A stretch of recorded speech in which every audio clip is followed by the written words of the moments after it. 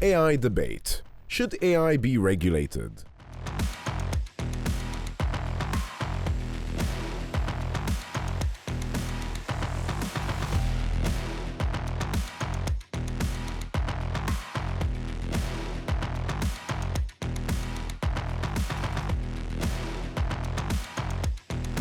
Okay, ladies and gentlemen, please give it up for Dr. Annalise Vassallo Seguna, Professional Officer and Managing Legal Counsel of Malta Digital Innovation Authority.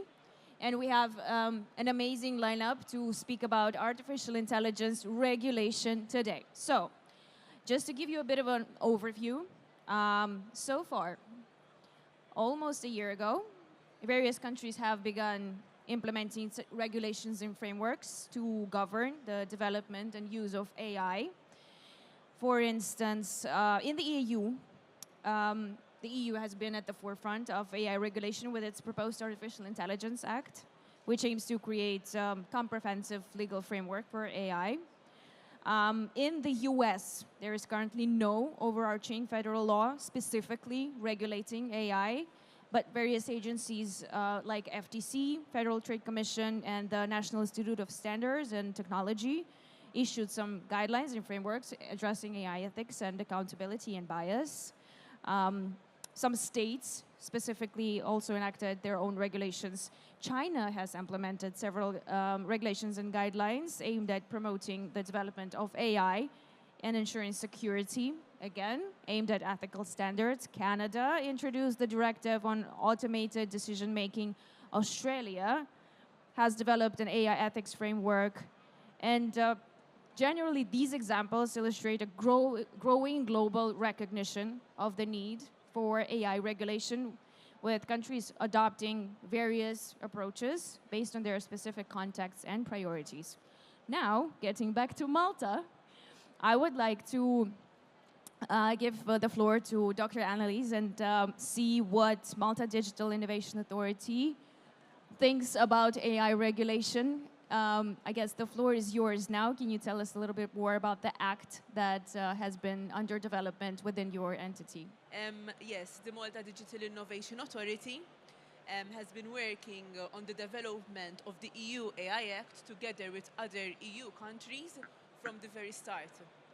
And today we have a regulation which is already in force, and it has a couple of timelines that everyone needs to abide with, basically even by 2026. So if one would look into the AI Act as a provider, for example, of an AI system, that provider will realize that the AI system that the provider is developing must be in line with that particular regulation we are mentioning, the EU AI Act. In fact, I would also like to mention the Convention of the Council of Europe. You mentioned a lot of guidelines from different countries. Malta have participated in the Committee of Artificial Intelligence. This was developed by the Council of Europe. So this is an international body. It is beyond the European Union. And therefore, the convention is like, for example, the Budapest Convention or other conventions that we know of about fundamental human rights, in which this convention will provide guidelines and principles not only for Malta and the EU countries, but also for countries like the US, like Canada, Mexico, and other countries. But unlike the EU AI Act, this convention is principle-based. The EU AI Act, it is a regulation, and thus it is part and parcel of our regulation. Thank you, thank you. So that would, oh, Jesus. I believe that's a Lamborghini. Okay. Alexiei, so what's your take on the developments of the EU AI Act? Okay, so with regards to the EU AI Act, of course, you know, I'm very much in favor. I mean, I understand why it was done. Remember, one of the first motives of the EU is to protect its citizens. And we know that, you know, there's a lot of AI technology coming over. We know as well that there are a lot of AI, how do I call them, cowboys, no? Using technology, data indiscriminately. So, you know, it's important that European citizens are protected.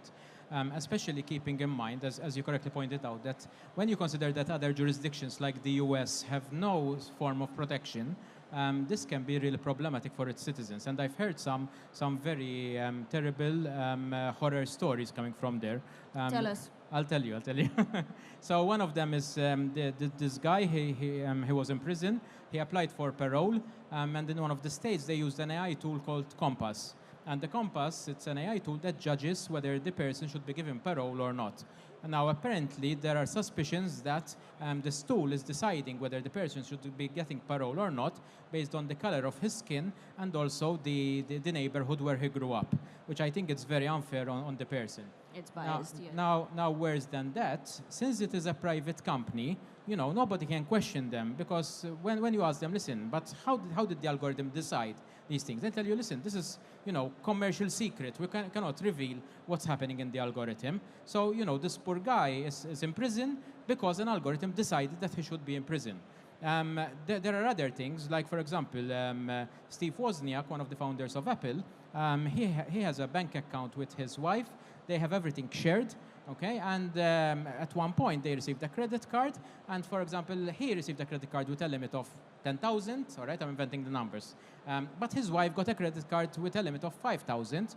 Why? If they're sharing everything, their wealth is shared together. And that's obviously, there's a bias related to gender in that case. So you know, a lot of these stories keep propping up. And that is why it's important to have regulations to safeguard the well-being of the citizens.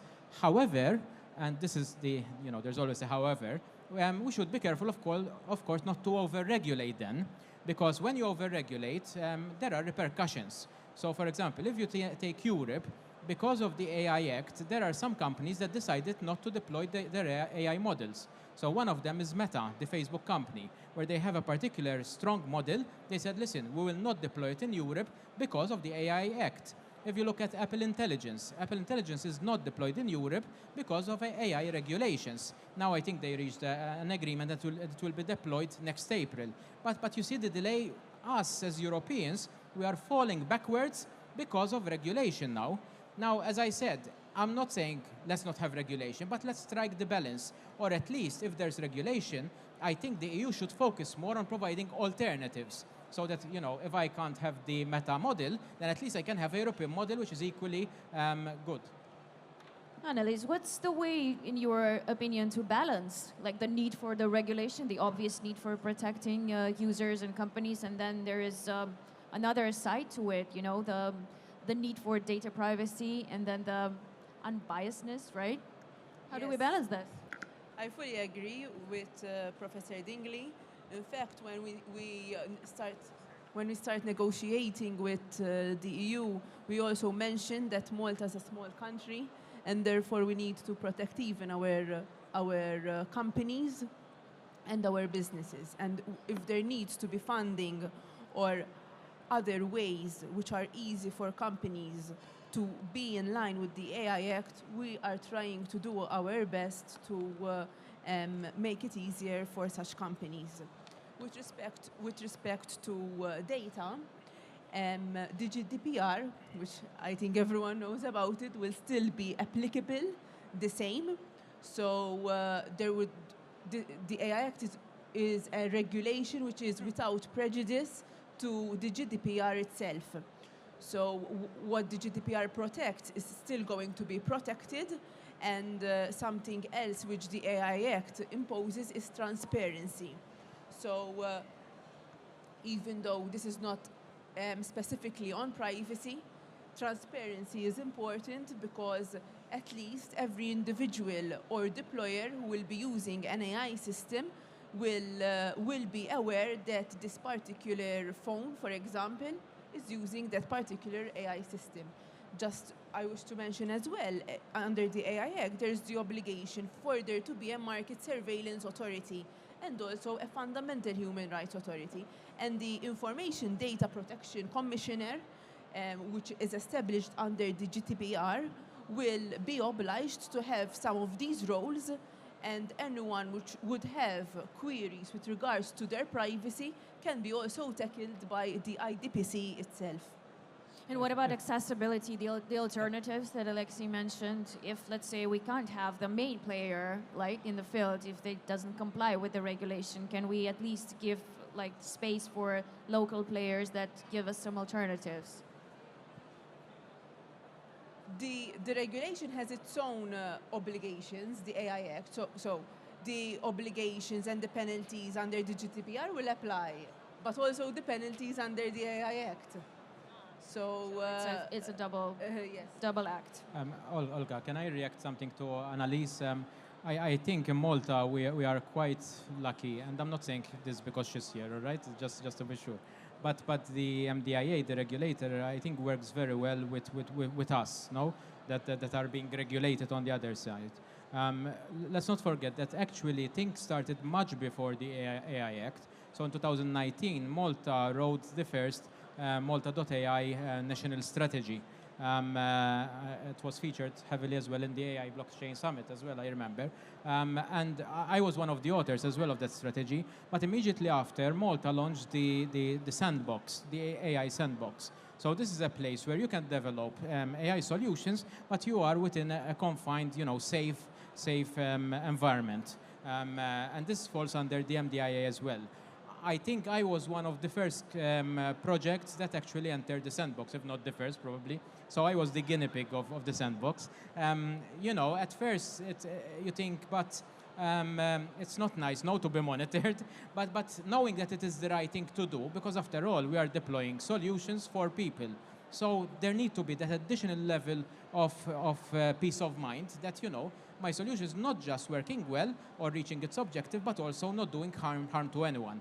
And this is the process which the MDIA manage. And that's why I'm saying, listen, I think that's the way we are working together as a regulator and as somebody who's regulated is good, because they don't take the draconian approach. No, they try to help you to go through it. Because I think both parties understand that, listen, we are doing this not because there is a regulation, but because it's the right thing to do for the benefit of our citizens. Thank you. Were there a lot of companies in that sandbox ever since? I don't know. Well, there are a couple of you, yes. This sandbox provides a platform for testing that particular system of the company or organization.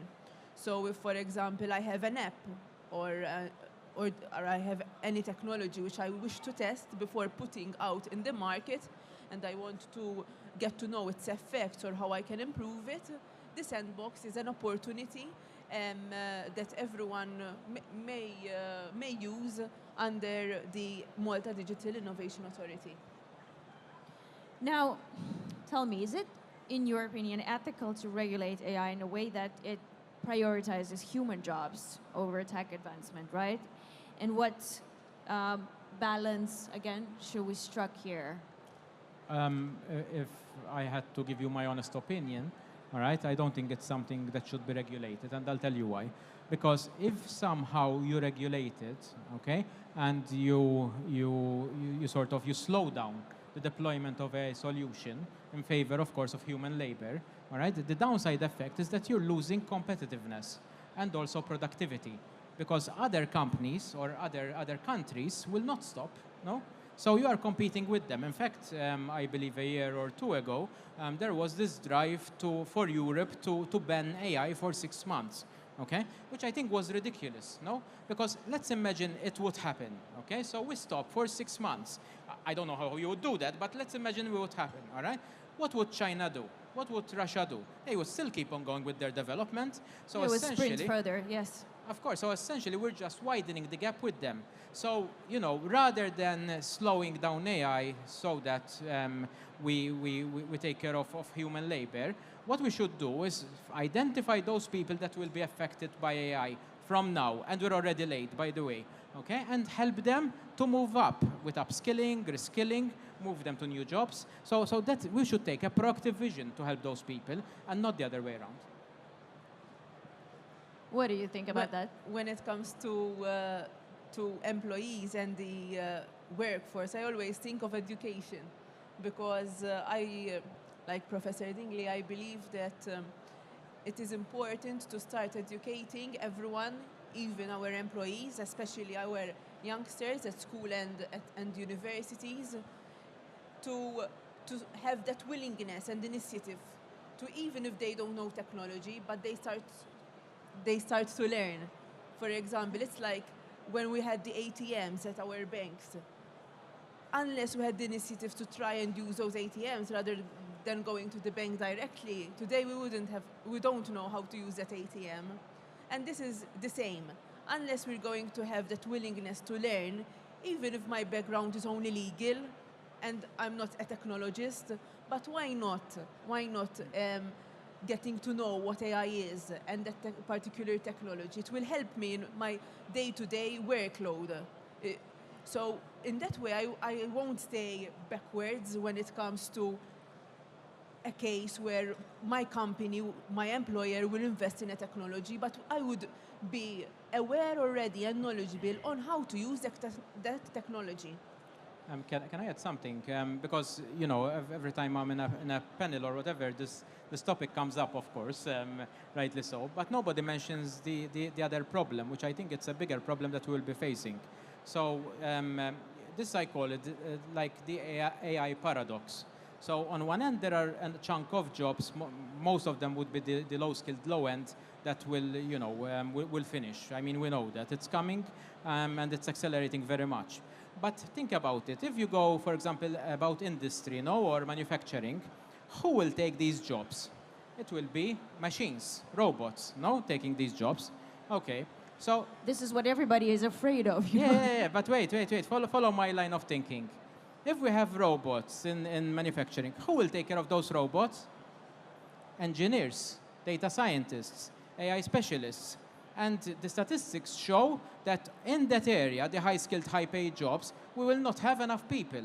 So on one end, there are a group of people that will lose their job. On the other hand, we will not have enough people to fill these roles. And this is the big paradox that the world will face in a few years' time. In fact, it is estimated that by 2030, there will be a shortage of 85 million people worldwide that are specialized to take care of these technologies. There's not enough AI and machine learning experts as of now, no? No. How do we tackle this? Maybe we should set up a special education on AI and machine learning, like globally, or even at least on a country level. The Malta Digital Innovation has invested in schemes such as the Pathfinder or the bootcamp schools. It gives students a particular insights. These would be in a particular age, for example, between 5 and 7 years during summer. To get an insight into AI or these particular technologies we're speaking about. The Pathfinder project, for example, it gives scholarship programs for those who would like to go into technology and making their masters or PhDs. But these are not enough. So what we need is, and Professor Dingli can speak about this more than I, a change in our education system. So maybe... In fact, when we were talking, the head of the European Parliament in Malta just passed by, but he left. I'm not seeing him. Because one of the things I'm very critical about is that when it comes to the EU, education is left to the member states, especially compulsory education. I don't think that's the right approach. Because what happens, you know, you have countries that are moving forward, others that are lagging backwards. I think we need a consolidated effort when it comes to the compulsory education. And, you know, the results show, I mean, even if you look at our level of innovation, no, in Europe, it's much less than other countries, especially the big blocks like the USA, like China, etc. Dubai, yeah. So, you know, we need some serious consolidated efforts. And as Annalise pointed out, I think we need a radical reform in our educational system. If you look what's being taught, we're still teaching things which, I'll tell you another statistic of LinkedIn. LinkedIn said that by 2030, 2/3 of the skills which we have today will be obsolete, okay? So you know what that means? That means that what we're teaching the children today will be obsolete by the time they get out of school. All right, so that's the future we're looking at, and that's why we need some drastic measures. That's a good point that you also already mentioned that, let's say, if bigger countries that have stronger economies, they just sprint over the tech innovation and an AI advancement, maybe there is a need to balance this with like global unified regulation. Is there a chance that we could do that in a foreseeable future? I find it very difficult. I mean, if you see what's happening in climate change, I mean, we've been 20 years talking about climate change and we're nowhere near.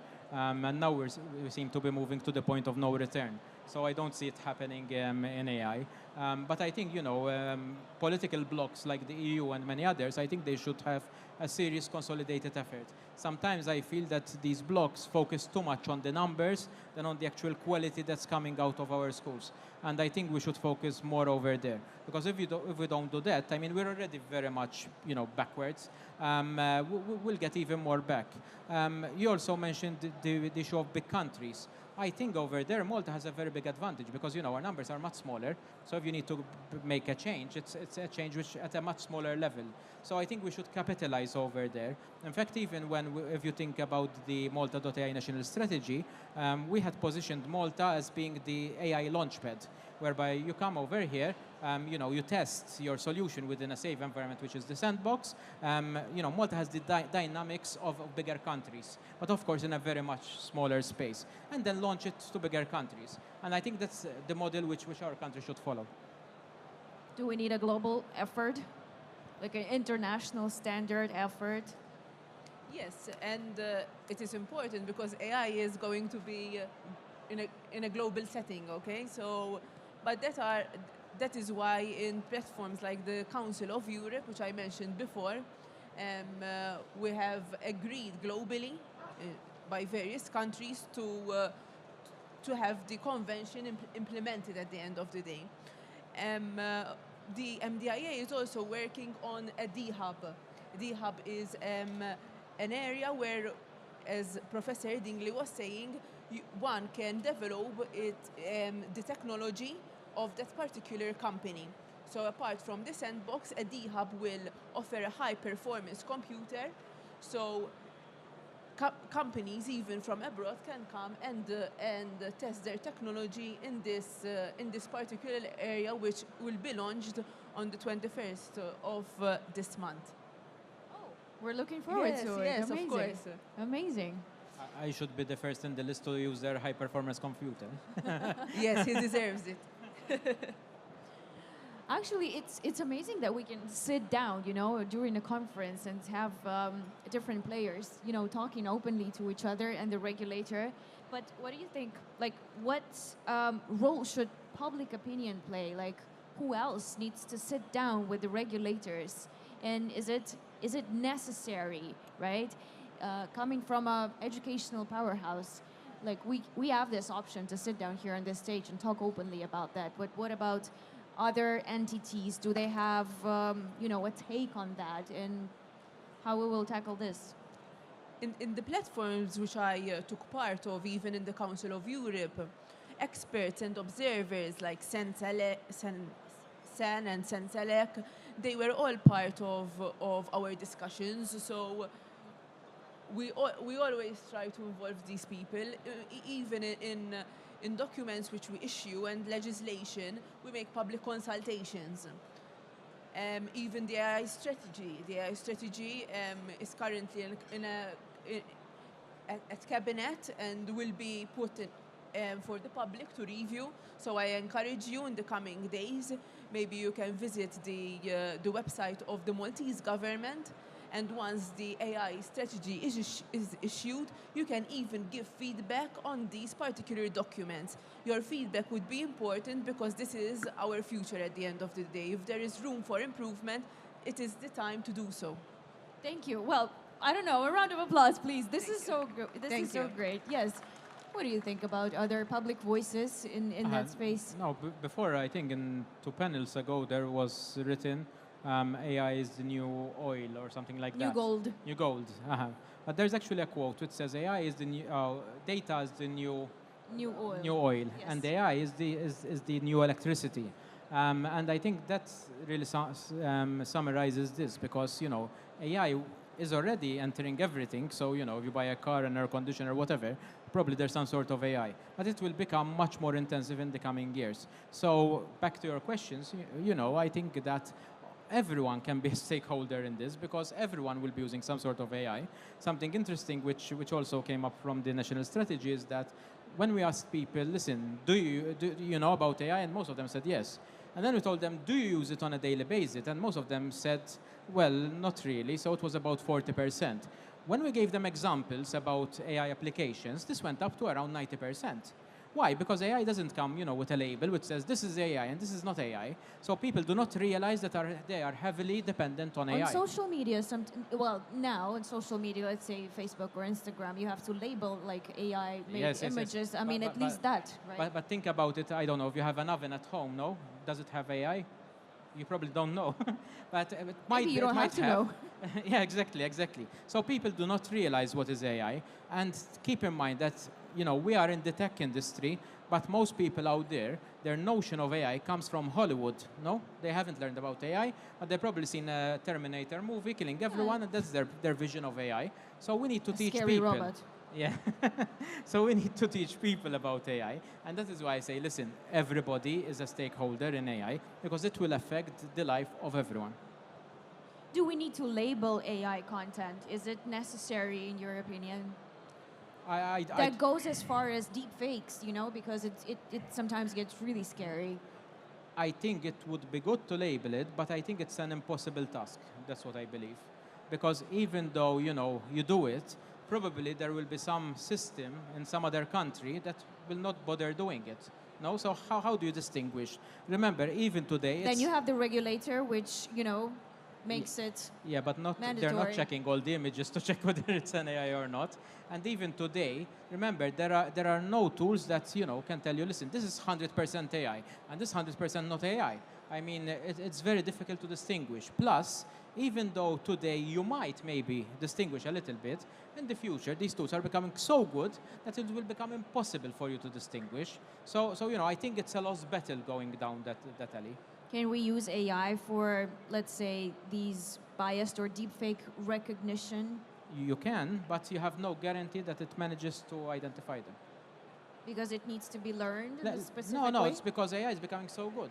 I mean, let me give you an example. They tried these AI text labelers, no? On texts like the Bible, and it was marked as AI. Now, I don't know if the Bible was written by an AI, but you know, it's definitely a false positive, no? When you have these false positives, it reduces a lot the reliance on these tools. So they make them unusable. In fact, that is why a lot of universities and educational institutions are not using them. Because you can't be certain that even though the tool told you this is AI, you can't be certain that it's an AI text. Is it a serious problem, like the AI-based content, images, text that are undetectable or hardly detectable? Is it a problem for regulators to tackle with? For high-risk AI systems under the AI Act, it's going to be obligatory to have transparency obligations. So the deployer will have the right to be aware that she or he is using an AI. How we will be testing that, it's still a question, and we might face the problem which Professor Dingli might have mentioned. We are almost out of time. Wow, that was really interesting. Maybe just some closing remarks. What do you think lies in the foreseeable future, let's say in the next couple years? Something very exciting. AGI, I don't know. No, I think, well, AGI is still far away, I think. Actually, we need to say that out loud because, you know, even if you try to Google like AI trends or even AGI, it's a little bit of a buzzword, but not in a good way, you know? And It is. But, you know, the thing which I'm very excited on is the one I spoke about, it's agents. I think they will take up pretty quickly. Of course, you know, we'll still see the evolution of large language models, but eventually they will morph into these agents. And we'll start having different agents, different tasks, different specializations, and we will start using them in the same way that you use a private secretary or assistant. Thank you, Annalise. Just the closing remarks, maybe something else that is coming up for this regulatory act. Sure. I still encourage everyone to participate in our sandbox scheme. We have also other schemes which the Malta Digital Innovation Authority has to offer. And I encourage everyone to communicate with us to help you not only develop your technology, but for your technology to be in line with the AI Act as much as possible. Thank you. Thank you so much, ladies and gentlemen. Dr. Annalise Vassallo Seguna, Alexiei Dingli, thank you. I think that was amazing. If you have any questions, I'm sure you will be able to catch up with our amazing speakers off stage. Don't lose your chance to do that. And another round of applause, please. Thank you. Thank you.